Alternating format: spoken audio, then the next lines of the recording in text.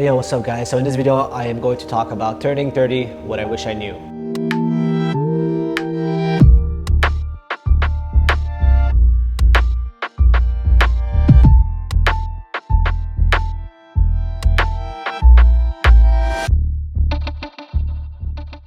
Now, I've mentioned this before, but my videos are essentially me speaking to a younger version of myself. Pretty much for the past 10 years, there's been no shortage of mistakes and failures, but I believe that it was all beneficial because it led me to have a better understanding of myself and to figure out what it is that I truly want to do. I attempted to record this a handful of times. Each time I was pulling my hair because I felt like I did a mistake or the script wasn't as good. 612 at 619. We got it. He's here. This is a little bit awkward because in high school, my eyebrow thickness levels in proportion to my face were extremely off. They were too thick, but then they became my superpowers. And then out of nowhere, something special happened when a stranger approached me. Yeah, I'm just practicing. Okay. I'm speaking to the camera. Yeah. And my script is about turning 30 and the lessons I learned.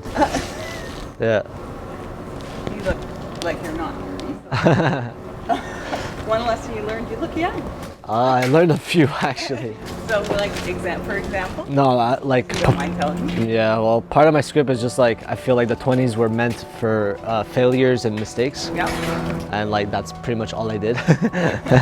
So just to let you know, the 40s are kind of like that too. Oh, no way. So it doesn't stop. You know what? But that's okay. We're always still thinking like we have to have things figured out and know Yeah. it. Look at babies, like they fail, and then they learn to walk. If you're pushing yourself, you're failing, right? Right. If you weren't failing, that means you're just doing what you already knew what to do. Exactly. You're playing it safe. Yeah. Yeah. So are they going to be someone who just does the same thing and then ends up being kind of bored and resentful? Right. Or are you going to be someone that takes chances? And Right. it happens all the time, right? There's always that. So you're probably, I mean, I don't know you, but you're probably going to be the person who's like, okay, I'm going to keep Trying. being open, or you're going to close down. Like so many people in their 40s, I'm like, oh my God, you could be 80. What the hell?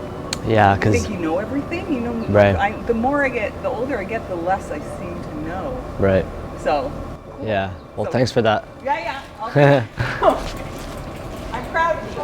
Awesome. Thank you. So yeah, apparently mistakes don't stop after you're done your 20s. Something I realized that I was doing as I was trying to create this video is that I felt a huge amount of paralysis. What I realized was happening is that I was experiencing paralysis by overanalysis. It is a common psychological behavior where you overthink a project so much that you're unable to finish or execute the project, and that's exactly what I was going through. So much so that I went on Google to try to overcome this issue that I was facing, and I stumbled upon this book called The War of Art. Then I realized that this creative block was in fact resistance.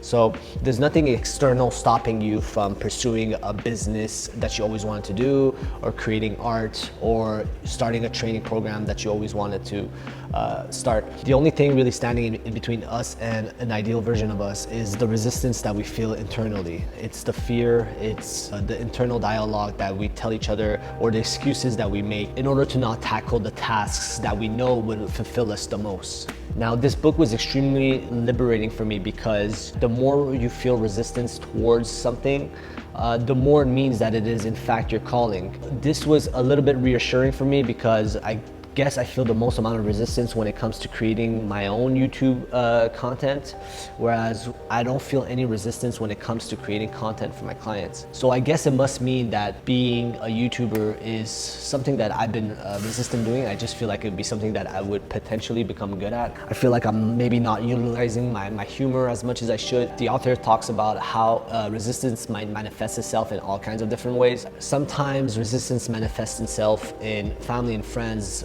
discouraging you subconsciously because you want to make a significant change in your life. Just go to a party and tell people that you won't be drinking and everybody will freak out. What's interesting about resistance is that it resides in all of us. And I felt the most amount of resistance when it came to creating this video right here. mostly because I wanted it to be perfect, but I came to realize that I probably will not be satisfied with any of my projects. I guess it's somewhat part of being an artist is that I kind of hate my own videos. Yeah, all this to say that if you want to live out your truth, you're gonna have to win your internal battles. Desiring more. Now, desire is a tricky one because to desire less is a desire in itself. So I don't know how to escape desire, but I really feel like in the past 10 years, desire has put me in good position, but it has also robbed me of the joy that I could get from being in the present moment. I always find myself in a state of wanting more. The issue with that is that I'm in a state of not having enough. It's not a mental state that you want to be in, so I try to make sure that I recognize what it is that I'm grateful for so that I don't end up being in this state of mind of not having enough. Recently, I read an article online where scientists compared lottery winners versus people who practice gratefulness, and lottery winners have an initial high of 6 months and then they fall back into whatever state of mind they were in prior to winning the lottery, whereas people who practice gratefulness actually have more gray matter in their brain and lead happier lives. So for that reason, I try to catch myself whenever it is that I wanna, level up or want more out of my career, want more out of my finances, I want more out of my relationships, to take a step back and recognize what it is that I'm grateful for. Jobs give you a false sense of security. Now, some of you know this already, but I've decided to become a freelance entrepreneur for almost 2 years now. It's definitely very stressful, but there's definitely some pros to being on your own. You get to, have a flexible schedule, you work for yourself, you are your own boss, you get to decide what clients you want to work with. Nobody really tells you what to do, but you really have to be self-driven, and there's a lot of stress that comes with being self-employed. And I totally understand people who go out and get a job, because now that I'm going through the hell of uncertainty with trying to build my own business all while staying creative, I realized that it's extremely hard. And if I could go back, I would probably do it on a part-time basis before I transition into full-time. So yeah, all this to say that, there's definitely pros and cons to having a job, and there's pros and cons to being self-employed. And yeah, it is what it is. Internal state versus external state. Now, I spent a lot of my 20s thinking that I needed something external in order to fix an issue that was happening inside of me.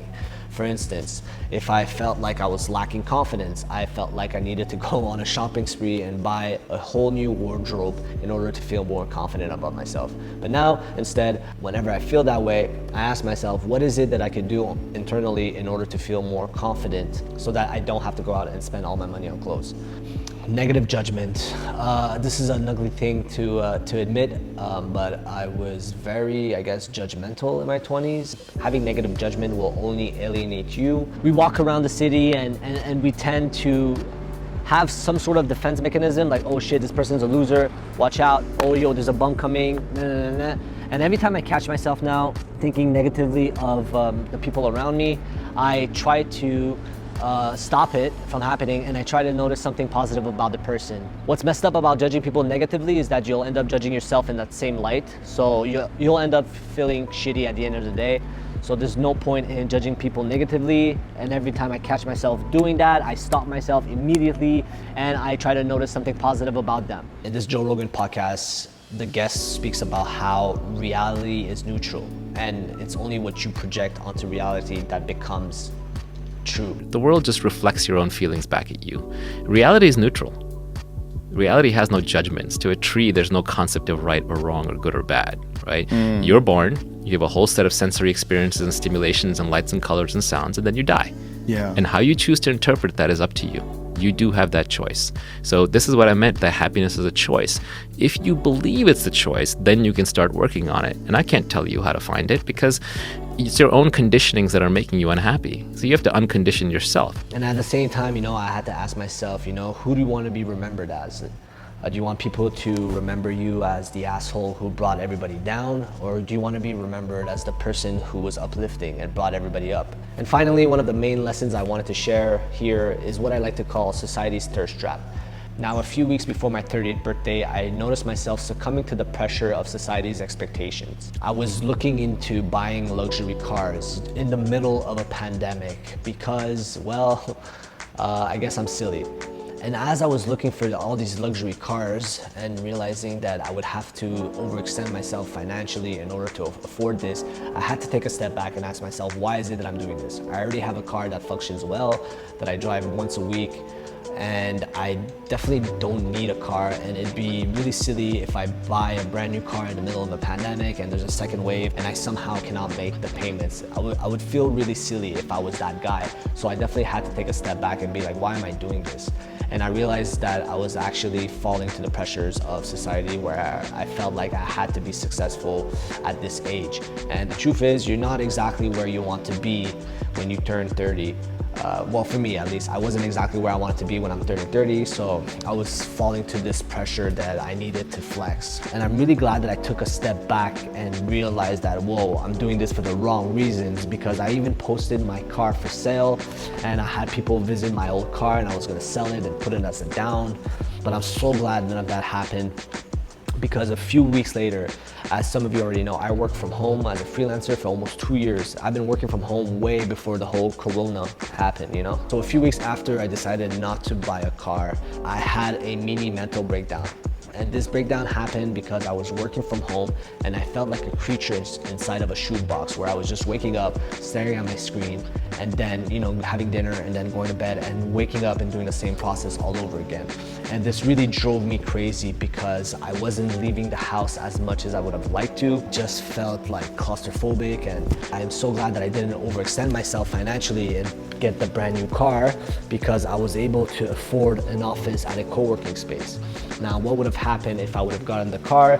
I might have had that mental breakdown and not be able to afford to get an office. The office was a much more valuable investment for me, because I get to leave the house every morning and to kind of build a routine for myself. And I already met a bunch of cool people here that I get to collaborate with and learn from. I'm extremely happy that I didn't succumb to that pressure, because a lot of people are dope but go broke because they wanted to flex too soon. I did fall for that pressure in my 20s. Society and my parents made me believe that you're either a university graduate or you're an idiot. So I spent a lot of money, time, and resources pursuing this academic career that I had no interest in.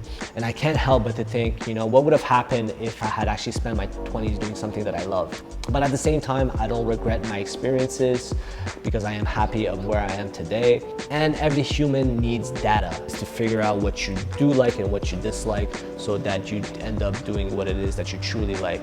And to all the kings and queens listening to this right now, thank you so much for making it this far in the video. I appreciate you sharing your time with me.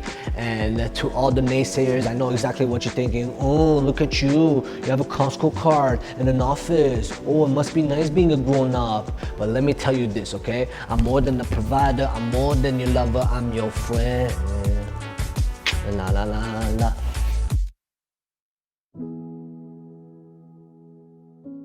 Sağ